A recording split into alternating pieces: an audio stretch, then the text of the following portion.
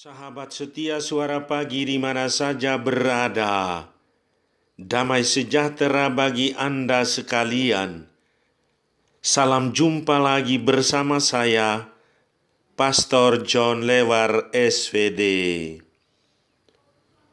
Hari ini hari Selasa, 21 Maret 2023, hari biasa Pekan Prapaskah keempat.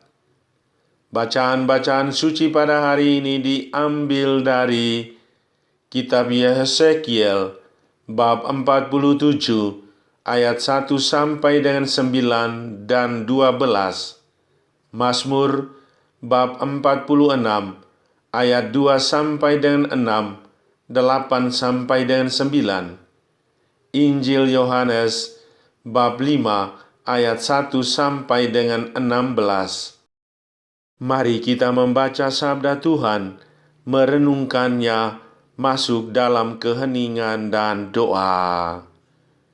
Dalam nama Bapa dan Putera dan Roh Kudus, amin. Tuhan bersamamu dan bersama rohmu. Inilah Injil Yesus Kristus menurut Yohanes. Dimuliakanlah Tuhan.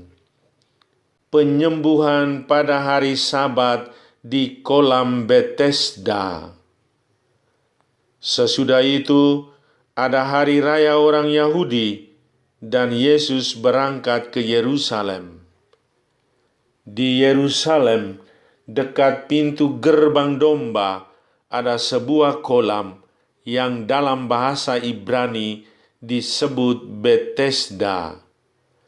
Ada 5 serambinya, dan di serambi-serambi itu berbaring sejumlah besar orang sakit, orang-orang buta, orang-orang timpang, dan orang-orang lumpuh yang menantikan goncangan air kolam itu. Sebab sewaktu-waktu turun malaikat Tuhan ke kolam itu dan menggoncangkan air itu. Barang siapa yang terdahulu masuk ke dalamnya sesudah goncangan air itu menjadi sembuh, apapun juga penyakitnya. Di situ ada seorang yang sudah 38 tahun lamanya sakit. Ketika Yesus melihat orang itu berbaring di situ, dan karena ia tahu bahwa ia telah lama dalam keadaan itu, berkatalah ia kepadanya, "Maukah engkau sembuh?" Jawab orang sakit itu kepadanya, "Tuhan, tidak ada orang yang menurunkan aku ke dalam kolam itu apabila airnya mulai goncang.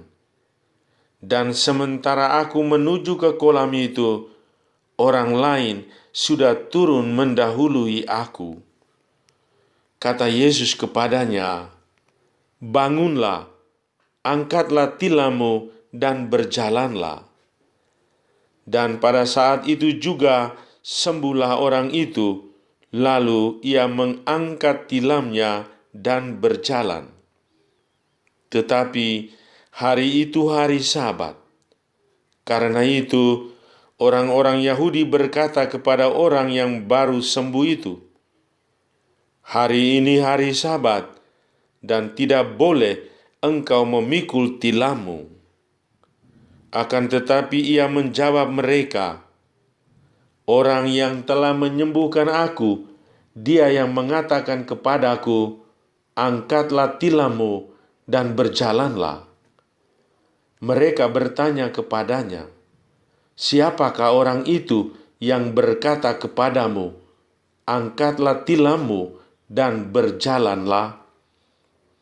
Tetapi orang yang baru sembuh itu tidak tahu siapa orang itu, sebab Yesus telah menghilang ke tengah-tengah orang banyak di tempat itu. Kemudian Yesus bertemu dengan dia dalam bait Allah, lalu berkata kepadanya, "Engkau telah sembuh. jangan berbuat dosa lagi, supaya padamu jangan terjadi yang lebih buruk." Orang itu keluar, lalu menceritakan kepada orang-orang Yahudi bahwa Yesuslah yang telah menyembuhkan dia. Dan karena itu, orang-orang Yahudi berusaha menganiaya Yesus karena ia melakukan hal-hal itu pada hari Sabat.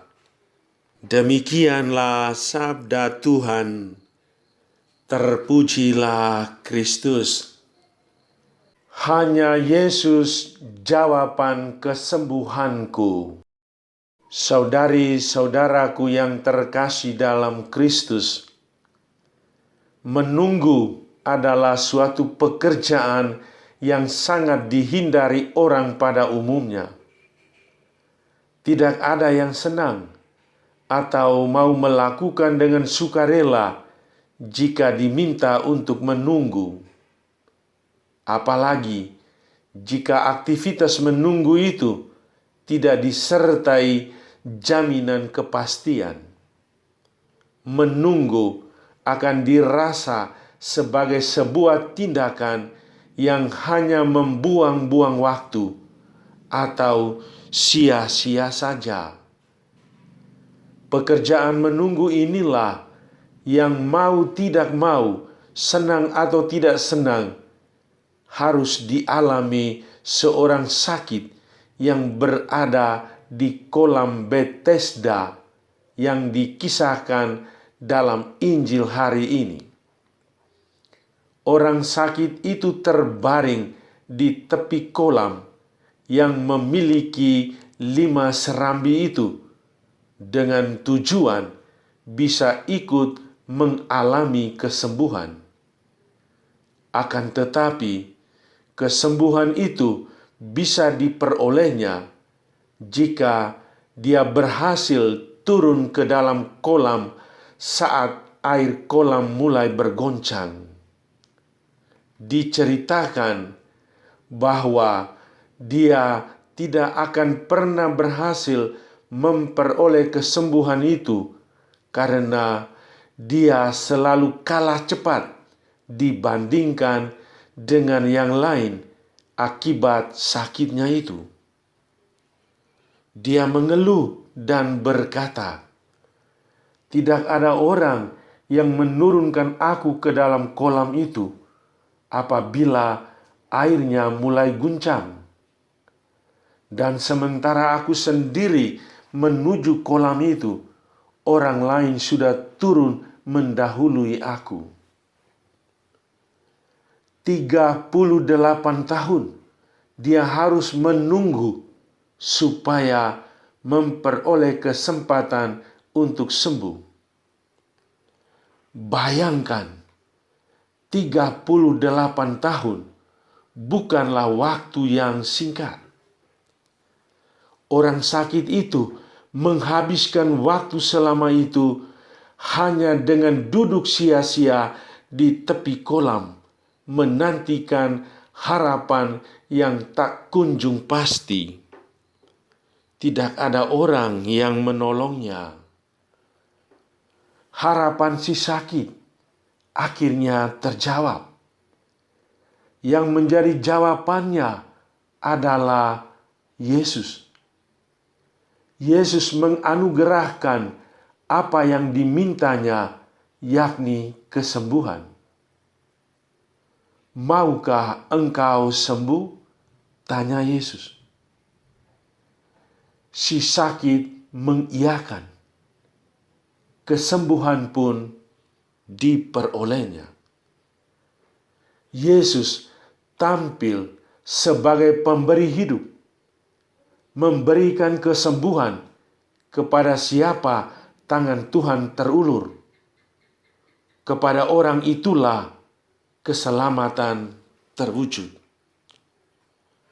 Saudari-saudaraku yang terkasih dalam Kristus, dalam hidup ini terdapat beberapa dari antara kita yang mengalami kebuntuan atau hilangnya harapan. Semua jalan telah banyak dicoba, tapi dirasa semakin berat, bahkan semakin menyesatkan. Pada saat semacam itu, bisa jadi kita berjumpa dengan seseorang secara tak sengaja. Sekadar obrolan ringan terjadi. Tetapi justru itulah yang mungkin bisa menyelesaikan permasalahan yang sedang kita hadapi. Inilah misteri kehidupan sekaligus misteri karya keselamatan Allah. Yang dituntut dari kita adalah kesediaan untuk senantiasa membuka segala kemungkinan untuk diselamatkan oleh Allah. Kita tinggal menganggukkan kepala kepadanya dan menyatakan kesediaan kita untuk diselamatkan. Saudara, mungkin Anda pun sedang mengharapkan kesembuhan jiwa dan raga saat ini, tapi belum kesampaian. Belajarlah dari seorang lumpuh di kolam Bethesda. Dia menunggu 38 tahun. Penantian yang panjang baru terjawab. Dia sembuh. Jangan mengeluh, saudara, tapi buka hati dan menantikan Tuhan. Dia pasti datang dan menolong Anda. Marilah berdoa. Ya Allah Bapa yang Maha Rahim, kami menjalankan masa tobat ini dengan semangat suci. Semoga dengan demikian kami pun menyiapkan diri untuk mewartakan berita gembira tentang karya penyelamatanmu. Demi Yesus Kristus Tuhan dan pengantara kami, sepanjang segala masa. Amin. Sahabatku yang terkasih, selamat hari Selasa. Salam doa dan berkatku untukmu dan keluarga di mana saja berada. Bapa dan Putera dan Roh Kudus. Amin.